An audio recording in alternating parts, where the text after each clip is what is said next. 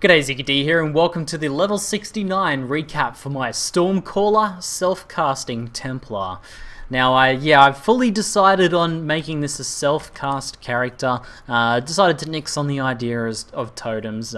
Quite a lot of people are playing Storm Call totems, and I think it has a lot of potential, but I'm having a lot of fun with self-cast, and it has a lot of raw power about it as well. So, I have to say, straight up before we even begin talking at the build in its current state and what skills and passives and things like that I'm using, leveling this build has been a pleasure. It does so much damage with so little intervention. In fact, even now I'm still only using just like a Moon Sorrow wand, which I bought for like 1 fusing. So in terms of damage, like gear, that's it. I think I have like some cast speed there.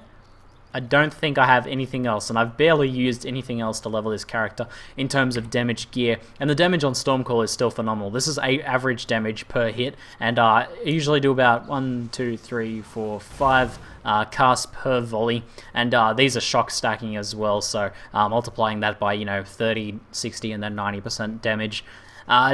Pretty much, it smashes things, it just destroys, and the AoE is pretty good. I'm running Conk Effect and increased AoE at the moment, and it's pretty good as both an AoE skill and a single target skill in my current setup, but we'll talk more about it in the future. In terms of defensive setup as well, as soon as I kind of got to the point where I had Eldritch Battery and had just enough passives to sort of run my auras, even without the Mind Over Matter Cloak. I think once I got the Mind Over Matter Cloak, things got pretty amazing as well. But being able to run Purity of Lightning, Purity of Ice, and Arctic Armor with these sorts of stats, 83% resistances to cold and lightning, 80% resistant to fire, and Arctic Armor eating a lot of physical and fire damage. This has been super tanky. Even when I've had like 2k HP, people are like, well, that's like way too little HP for hardcore. How are you staying alive on this character? But combining the amount of mitigation this build has, along with the amount of Mind Over Matter reduction you have, so 40% of damage taken going to mana, it's been super effective. And I've just sort of gotten to the point where I'm endgame now, as I say, level 69. I did a little bit of Lunaris farming, a little bit of Catacombs farming, and I've been doing a couple 66 and 67 maps, and so far no problems. I definitely need to level a little bit more before I start pushing into higher level maps, grab a few more HP nodes and things like that. I think once I get to around 3500 HP, things will start to look a little bit sharper. But very, very happy with how things are going, and as you can see, I'm happy. I've been happy enough with it to take my microtransaction effects off my EK Scion and put them onto this one, as this is kind of the main I'm playing at the moment, and plan on leveling this up for a while and playing around with it.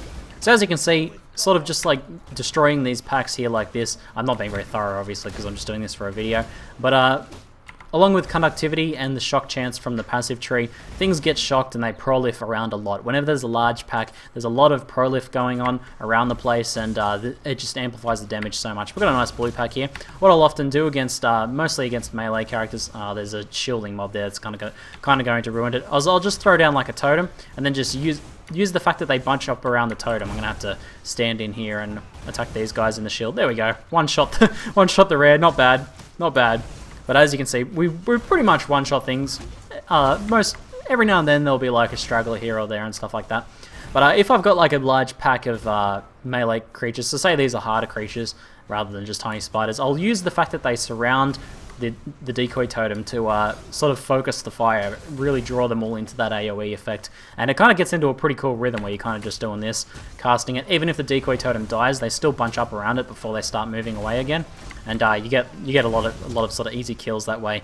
And as you can might be able to make it down in the bottom right there, but I'm actually using the decoy totem with fast casting and minion totem elemental resistance. So it's pretty tanky from its level. It needs to level up a bit more before it gets really tanky. But it also casts faster, so I can summon it faster, and it also distracts faster as well because it casts the taunt more often. If they sometimes, mobs are a little bit fickle and they change the targets a bit, I've found it helps keep them on target there, but also that first cast happens a little bit faster as well. So that's pretty cool. That's pretty cool, and that's sort of the way I've been progressing through. Is basically I just lightning warp around. I've got the super fast lightning warp with reduced duration, as you can see there, and faster casting, and I use decoy totems to sort of just like get the mobs in position. Or otherwise, if they're easier mobs, I'll just like lightning warp around and just cast my my Storm Call down and destroy everything. So let's go back into the Eternal Laboratory here, and we'll talk more about the skill setup and everything that I'm running. So in terms of auras now, I now have enough passives and mana and everything to run all of my auras. I'm running Discipline, as you can see, gives a massive mana buff. In fact, if I take all of these off, it's actually pretty interesting.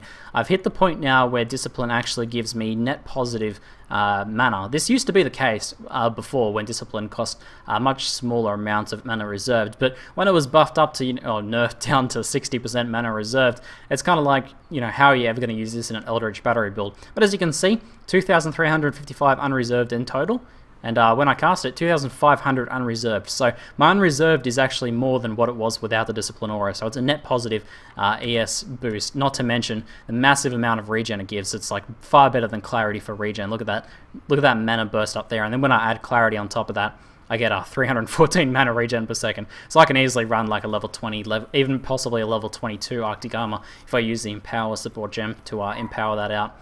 But as you can see, I can run all of my auras now, so I'm running Purity of Ice and Lightning, and still have 1100 mana unreserved for the 40% mind over matter from the Cloak of Defiance, and seems to be working spectacularly. In fact, I feel like this build is getting so much mana by this point, and I still have a few passives to go. Like I have the Aura Effect nodes that are going to improve the amount of mana I get from Discipline. I still have this cluster down here, this 8% and 16% here, and there's still like gear improvements and things like that to be made in the future as well. I think I could potentially get Arcane Focus as well though, but I'm not sure if I'll need it. But it's making me think, maybe I can even run another Aura on this build. Now, I'm not really sure. I thought about maybe running Tempest Shield. From a thematic point of view, Tempest Shield rocks with this build, because, we're like lightning walking around, storm calling, and we have a lightning shield. How badass is that? Except what it actually does is kind of not really that impressive for us. It adds a few % block chance, and I think I might even be leveling one here, am I? No, I'm not. But it adds a few % to block and deals damage every now and then, which isn't a big deal. But because I'm using Saffel's frame, that goes to block chances against spells. Now, block chance against spells is pretty nice if you're playing a spell block sort of focused build. However, for myself, I already have like 83% resistances, and then Arctic Armor blocking a lot of fire spells and stuff as well, in addition to, just having so much resistances. I feel like spell block is not really a big deal for this. In fact, if I could take spell block off Saffel's, I probably would, just to use it for the elemental resistances buff. But so spell block is nice buff as well. 29% blocks spell block is nice, but it's definitely not necessary. So I don't think Tempest Shield would be good to go. So I consider maybe I could do Purity of Fire, but then again, Arctic Armor takes so much fire damage away that I don't even know if it's really worth it just to get the extra 4 or so % that I'll get from that aura. Otherwise, I don't know. I don't think I'd have enough mana to run one of the other auras, so not really sure what I can do with that. But I guess in the end, even if I don't run another aura, I'm going to end up with like 1,500 to 2,000 mana unreserved, which will work really, really nicely with Mind Over Matter. I'm never going to become mana starved in this build, even when I'm taking enough damage to kill me outright. I think it's going to be more about trying to bring my life up to be competitive with my mana in terms of Mind Over Matter. So as you can see, I aim out to the point of 83% resistances from these auras now. Next level is 17 for Purity of Lightning and Purity of Ice, and that brings these up to their base up to 3%. So that'll bring me up to 84%. I think the build will cap out at 84%, though it's possible, I'm pretty sure, to get 85%. My plan is, in terms of effectiveness, is just to get these two. But I think I might have to look at the math again, but I think if you got Inner Force, you could get another %. But for that many points, I don't think it's worth it, so I'll probably just stick with the 84%. 84% resistance is just insane. It's such a big difference compared to 75% normal cap. So I think I'll be pretty satisfied with that amount. So I think I'm pretty happy with the defensive setup now and how everything's going like that. I'm running Self-Cast Enduring Cry in addition to Cast on Damage Taken level 4 with Enfeeble level 7, which is fantastic, and this is permacursed as well from my Hexmaster talent, and Molten Shell and Enduring Cry as well, so this is really nice. These two here are pretty essential as well. The armor from Molten Shell is not insignificant in this build, and let's talk about the issue of this build now so far that I've discovered. It's an issue that you can overcome, but it's certainly an issue, something that I've discovered is a bit of a challenge for this build, and that is getting enough armor. Now, I actually had to sort of just like fit my gear essentially just recently, and I had to think, okay, this build you actually need to get armor on your gear. That's really important. So, we've got armor ES gear, but because we use the Cloak of Defiance, which is evasion, energy shield, and because this build does not get iron reflexes, and there's no way in hell I'm ever going to get iron reflexes, we're pretty low. We're kind of a split character, We're chance to invade, 17%, and I had about 17% armor as well. It was kind of balanced between the two. But recently I went back and got some armor on my belt. Armor on your belt is super important. There's you can get 300 to 400 on a belt really easily. So that's a huge buff. You can see there's another 5% physical damage mitigation there. And we needed some. I got some here on the boots and the gloves, and I don't think there's some on the helmet as well. So these are all pretty good. 20% quality and everything's pretty important, as well as getting some armor on your belt. You can get percentage armor mods on your rings and amulet, I'm pretty sure, but I don't think they're really worth it because of our low base armor. Now I'm pretty happy with the 25-ish sort of percent. I'd like to get a little bit higher if I can, but in addition to Molten Shell and Enfeeble and the fact that I occasionally dodge things and, all my resistances and Mind Over Matter and everything, I'm pretty happy with that amount. The reason why I had to try and push to get that amount was trash mobs were actually hitting us for way too much with physical damage. Now, a lot of the time, Arctic Armor is going to block a lot of it, but because we had very low base Fizz reduction, we were still taking a fair bit of damage from the things that did get through Arctic Armor. So the sort of the bigger hits from trash mobs and things like that. Now, this build is fine when it comes to things that hit really big, like coal and stuff like that, because we're using Granite Flasks, Granite Flasks with Iron Skin, so we're getting the double armor buff there. When I use my Granite Flasks, I go up to 60 to 70%, depending on how the mods are on that. But in the future, I'll also be getting the Flask Effect nodes here, which will increase the armor we get from that by 30%. So that's a huge buff to armor as well. So we'll be fine against the big things that we know are going to hit us. But it's the little mobs and stuff that surround you and get through your Arctic Armor. So those guys kind of in between that were a bit of a problem, and that's why you got to really focus on getting armor on your build. So if you are building this, do try and prioritize getting armor, energy shield mods and that on your gear, or flat armor mods, and especially that flat armor mod on the belt is really insane. Insanely important. So as you can see, Saffel's frame, Cloak of Defiance is up and running, all the other gears kind of getting sorted out now, just mostly going defensive stats, getting the resists I need to get everything capped. Purity helps a lot, but you still need to manually cap out fire resist, and just getting life and mana regen and stuff where necessary there. And that's pretty much it in terms of gearing. We've also got the flask. I'm running standard sort of seething / bubbling insta-heal flask here on Hallowed, sanctified with staunching, and sort of an increased amount recovered since it's such a fast recovery, and also a hybrid flask I think is pretty essential for those times when you do take a fair bit of mana damage in a hurry. That's a nice sort of panic heal to have on there.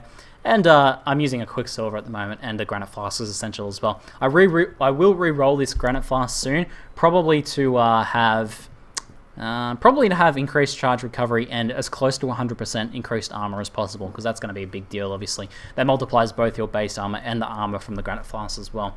So I think that just about covers it. Other skills that you might want to know are Decoy Totem, Minion Totem, Faster Casting. We've got Reduced Mana, Purity of Ice, Clarity, Purity of Lightning, Reduced Mana, Discipline, Enduring Cry, and Conductivity. I don't think Enduring Cry is too essential. When in a party, you might want to switch out Conductivity with Elemental Weakness as well, and running as high level Arctic Armor as possible. I'm level 19 at the moment. I'm keen for that to get to level 20. And then obviously, Faster Casting, Reduced Duration, Lightning Warp. In terms of the passives tree, I know this video has gotten a bit longer, but I thought you guys might want a detailed look since we're going away for Christmas for a while. Filled up pretty much everything from the Templar area of the tree. I will grab that life node later. We've got these ones here. I will grab these 2 life nodes. I will eventually grab the aura effect nodes as well, but not yet. We've got the all the life nodes here. We've got Static Blows cluster. I'm unsure yet whether dual curse is worth it. Maybe I could switch out this Enduring Cry for Enfeeble, and a dual curse with Conductivity and Enfeeble would be pretty nice, but I don't know if it's worth the points. I might consider doing that later. These mana nodes, it's a fantastic cluster. The Deep Force cluster is insane. Obviously, Eldritch Battery, the Blast Radius nodes. I'm considering for damage coming down through spell damage here into here. However, we do so much damage already that I might instead go through Area of Effect Radius nodes. It's 1 extra point, 1, 2, 3 points instead of 1, 2 points, but the area of effect is going to help out a lot. We're going to eventually come down through Flask Effect and grab these life nodes here, and we might grab the Arcane Focus, though I don't think it's necessary. I have grabbed these life nodes as well because it's a pretty nice buff, as well as I've grabbed the life and mana nodes here, and we've now got all of the aura reduction nodes and a lot of the big aura effect nodes as well, like the 18% aura effect is pretty massive. And that kind of polishes us off where we are now, these 2 ones here. and all those there. So just a few little things to sort of fill out now. Grab some extra life, grab some extra aura stuff, and maybe eventually grab some extra mana here, though not really needing it too much. I guess if I get these, I might be able to take some like mana regen off my gear and get other stats there.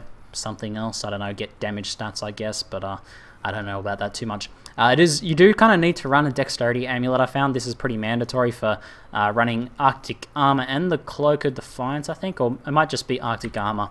But as you can see, my dex is pretty close there, and I had to before. I was getting an agility node, but I wanted to drop that because it's pretty point inefficient to get that. So I am running that Jade Amulet. Anyway, hopefully you guys enjoy it. Let me know how you're going if you're playing this build. It's not as cheap as the other build. You know, we had to bankroll a few things here, and there's a lot more thought that has to go into gearing than the EK Scion. But I think it has a lot of potential. I'm really keen to kind of push it past 70 into maybe the 80s and to see how it goes and maybe bring you guys a final build guide in the new year. Anyway, that's it for now. I'm ZiggyD, and thanks for watching.